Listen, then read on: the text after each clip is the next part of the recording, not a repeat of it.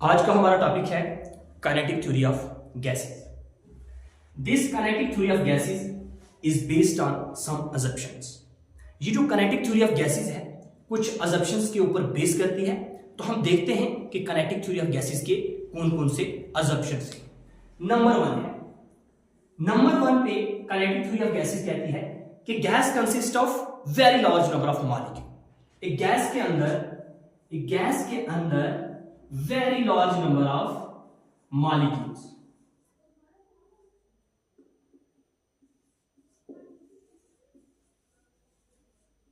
पहले नंबर पे हम यही याद रखेंगे कि गैस के अंदर बहुत सारे मॉलिक्यूल्स होते हैं। उसके बाद हम ये कहेंगे कि these molecules are so small, ये इतने छोटे होते हैं that the volume of the gas molecule is negligible as compared to the volume of the gas।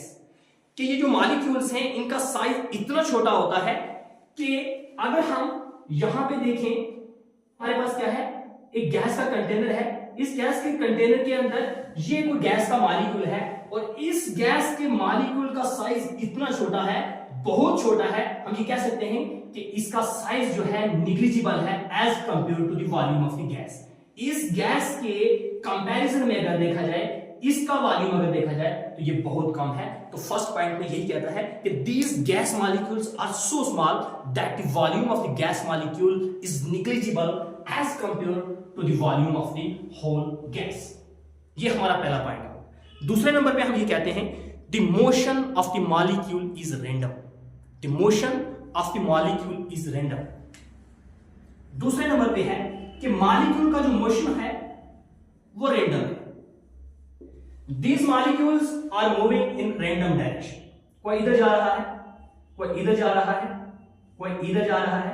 कहने का मतलब ये हुआ कि इन गैस मॉलिक्यूल्स का जो मोशन है किसी पार्टिकुलर डायरेक्शन में नहीं है, and they are moving in a random direction, whether these are moving in this direction or this direction or in this direction, they are moving in random direction। अब हम इसी point से हम third point भी निकालेंगे। देखिए कि इस रैंडम मोशन की वजह से ये जो गैस के मॉलिक्यूल्स हैं वो आपस में कोलाइड करते हैं। इन गैस मॉलिक्यूल की आपस में कोलिजन होती है। जब कोलिजन होती है तो यहां से हमारा एक पॉइंट निकलेगा, ये कहेगा कि जो टाइम पीरियड ऑफ कोलिजन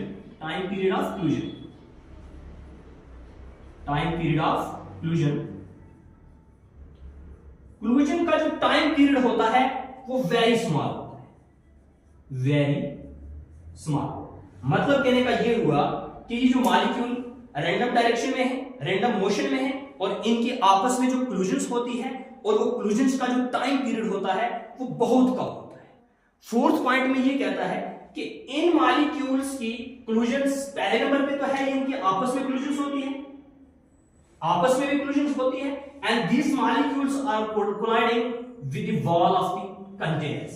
यहां पे हम देखें तो दो किस्म की कोलिजन्स होती हैं। पहले नंबर पे ये मॉलिक्यूल्स रैंडम मोशन में हैं और आपस में कोलाइड करते हैं, one type of collisions, and second one is कि these molecules are colliding with the walls of the container. अब ये जो कोलिजन्स होती है ये परफेक्टली इलास्टिक होती है।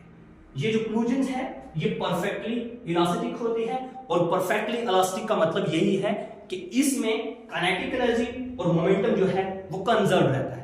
अगर हम इस चीज को समझने की कोशिश करें तो ऐसा है कि अगर एक मॉलिक्यूल गैस का दूसरे मॉलिक्यूल के साथ स्ट्राइक करेगा तो इसकी जो काइनेटिक एनर्जी है या फिर इसका जो मोमेंटम है वो कंजर्व रहेगा। इसकी काइनेटिक एनर्जी और मोमेंटम बिल्कुल भी चेंज नहीं होगा। किसी भी मॉलिक्यूल्स का मोमेंटम या काइनेटिक एनर्जी ना ही इंक्रीज होगा और ना ही डिक्रीज होगा। जब ये molecules wall of the container के साथ स्ट्राइक करेगा तो उस वक्त भी इसकी काइनेटिक एनर्जी और मोमेंटम कंजर्व रहता है। हम ज्यादातर देखते हैं जब नॉन इलास्टिक कोलिजन्स होती है तो वहां पे जब एक बॉडी दूसरी बॉडी के साथ स्ट्राइक करती है तो वहां पे ऐसे रहता है कि एक बॉडी की जो वेलोसिटी होती है या फिर इस बॉडी का जो मोमेंटम होता है वो इंक्रीज या डिक्रीज हो जाता है। एक बॉडी का इंक्रीज होता है, दूसरी का डिक्रीज हो जाता है। लेकिन इस केस में हम देखते हैं, काइनेटिक थ्योरी ऑफ गैसेस में हम देखते हैं कि मॉलिक्यूल्स जो हैं कोलाइड करते हैं आपस में और कंटेनर के साथ भी कोलाइड करते हैं, लेकिन इनकी क्लूजन परफेक्टली इलास्टिक होती है। परफेक्टली इलास्टिक का मतलब ही यही है कि ये क्लूजन्स ड्यूरिंग क्लूजन्स ना इनकी काइनेटिक एनर्जी और ना ही इनका मोमेंटम चेंज होता है, बल्कि वो कंजर्व रहता है। पॉइंट नंबर 4 में हम लिख सकते हैं कि जो क्लूजन्स होती है, कि जो क्लूजन होती है वो परफेक्टली इलास्टिक होती है, परफेक्टली इलास्टिक होती है। अब हम देखते हैं point number 5, assumption number 5। Assumption number 5 ये है, क्लूजन्स तो इनके आपस में कंटिन्यूअसली चल रही है। अब दो क्लूजन्स के बीच का जो रास्ता है, the path between two collisions is called free path, or we can say that the path traveled by a molecule between two collisions. From point 4 we know that each and every time these molecules are colliding with each other, these molecules are colliding with each other. अब इसमें ऐसा होता है कि एक molecule का जो to क्लूजन्स के बीच में जो पाथ फॉलोड है, या we can say that the path traveled by a molecule between two collisions, दो collisions के बीच में जो पाथ ट्रेवल किया है किसी मॉलिक्यूल ने, उसको हम कहते हैं फ्री पाथ।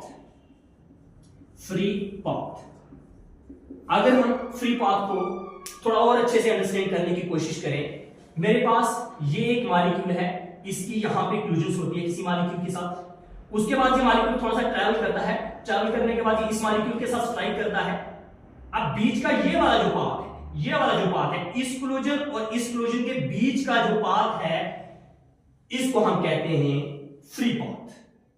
अगर हम इसको दोबारा फिर से बोले, हम ये कह सकते हैं the path travelled by molecule between two collisions, first one collision and second one collision. First collision और सेकंड क्लूजन के बीच का जो पाथ ट्रैवल है, उसको हम कहते हैं फ्री पाथ। पॉइंट नंबर 6, इसको हम कह सकते हैं अजम्पशन नंबर 6। और ये जो मोशन ऑफ मॉलिक्यूल है, this motions are born by Newton's laws of motion. हम ये कह सकते हैं कि ये जो मोशन है, this motions are born by Newton's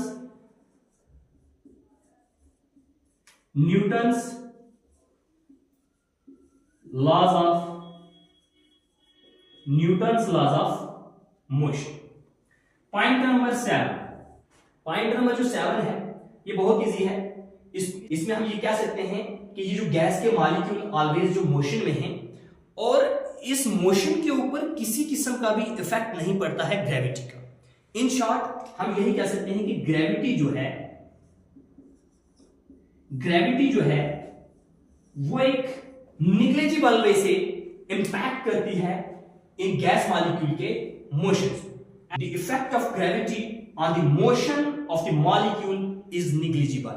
ये जो गैस मॉलिक्यूल का जो मोशन है, इसके ऊपर ग्रेविटी का जो इफेक्ट है वो बहुत कम है। अब हम लास्ट पे इसको फटाफट कंक्लूड करेंगे। हम ये कह सकते हैं कि gas molecule consist of very large number of molecule